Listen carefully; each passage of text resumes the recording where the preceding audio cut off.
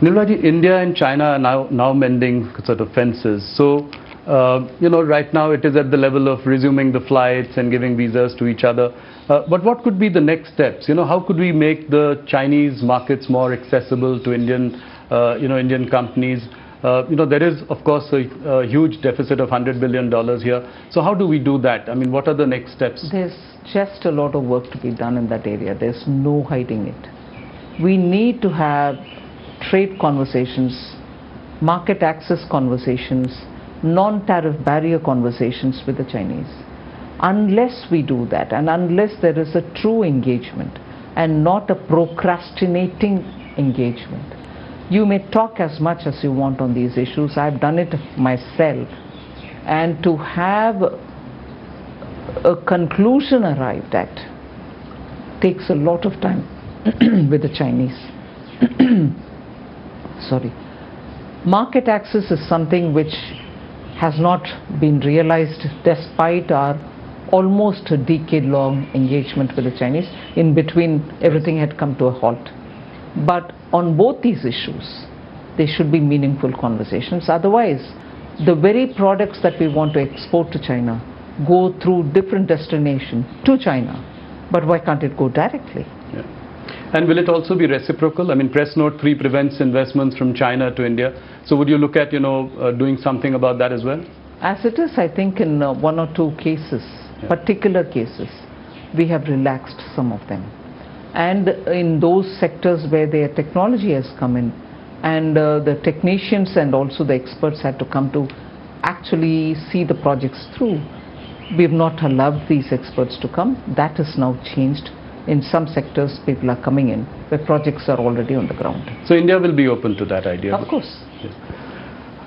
Nirmala ji, you've ushered in the boldest of reforms. I say this in every interview that we do because you corporate tax cut. I mean, that was a phenomenal sort of move. Then after that, last budget, we have income tax rates going down. Now GST2, as I called it. So, one thing that we probably haven't seen enough is on private disinvestment. What would you say to that? You did sell Air India, but after that, things have been slow. You'll see action in that also. This year? Yes. Oh, that's great news.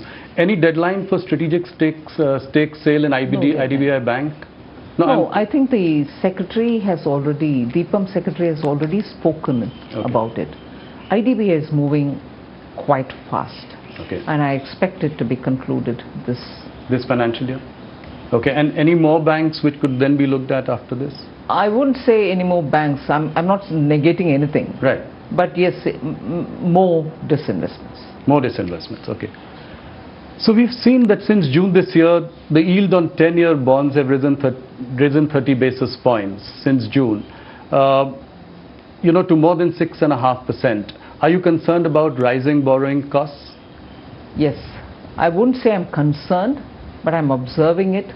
It is not affordable.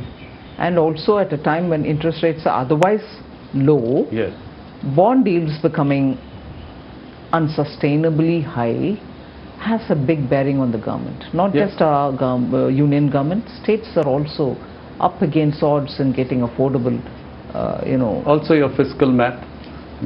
My fiscal math is as of now absolutely of course, fine. Yeah. So, Nirmala ji, we are again, near an election. Bihar elections are coming up, and before every elections, we have seen all political parties dole out reveries, and we've discussed this in previous, encounters as well. Does this worry you? State after state, promising welfare schemes, doling out reveries, and how does it all really add up for a country like ours? I think I'll speak for all finance ministers. Yes. It is a very, very difficult thing. To have a scheme approved and also budgeted for is not wrong.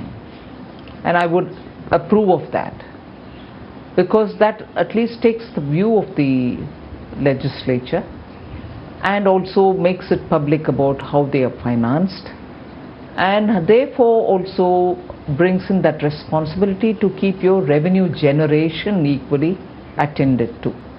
But what most often happens, not so much with Prime Minister Modi's leadership, but I can say what generally happens is you give away a promise once you have to come to fulfill it, you're searching and scrambling for resources.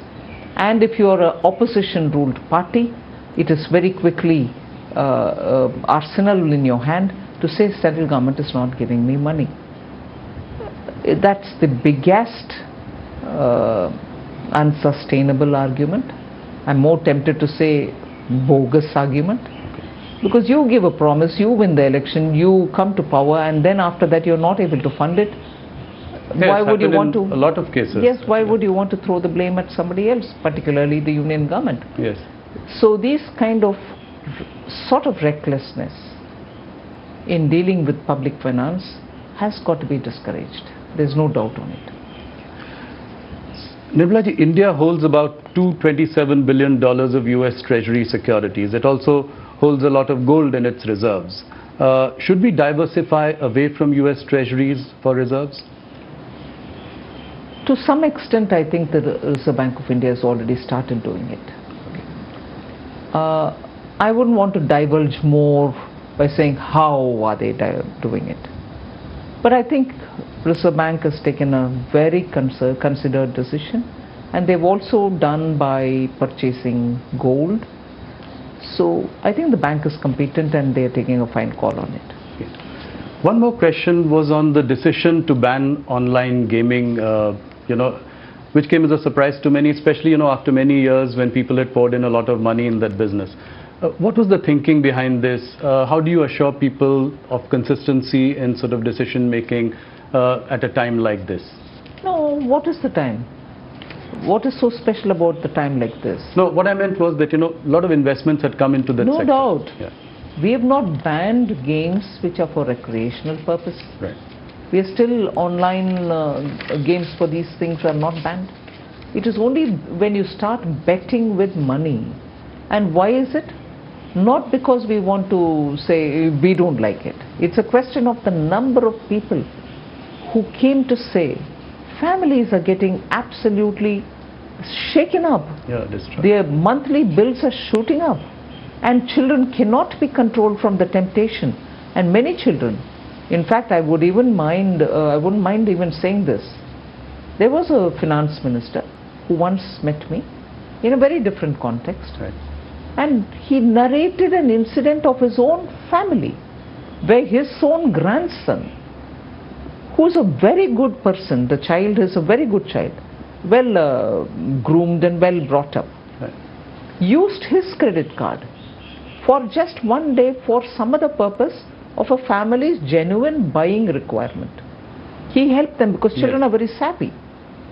Post that another day, he picked up the card and said, I want to just do something. They said, all right, please.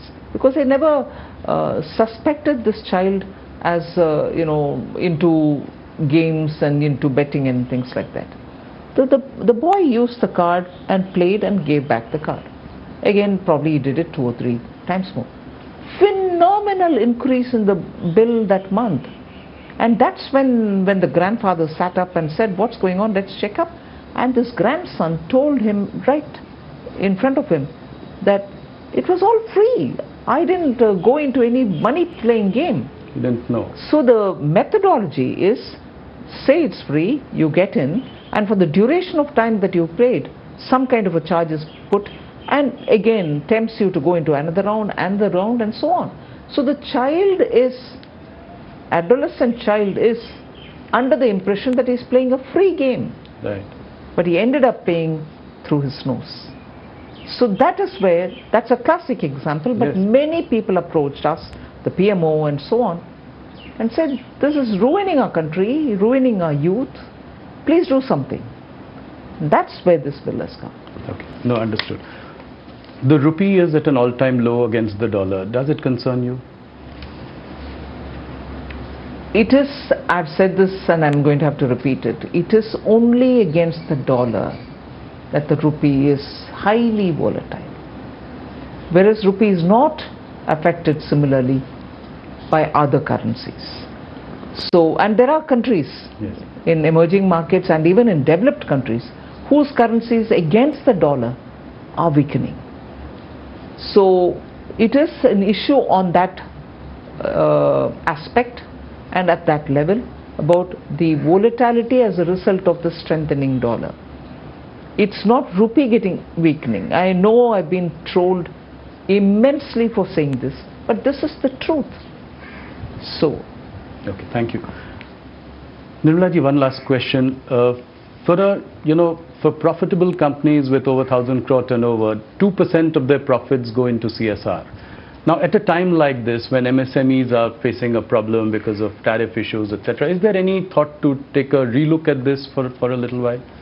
Nothing before me as yet. Okay. If there's anything, I'll tell you, but there's nothing. All right. Nirmala ji, thank you so much for your time. Thank you for patiently answering all our questions, very candid. And heartiest congratulations on yet another big reform, GST 2 or rationalization of GST. Thank you so much for being with us. Thank you very much.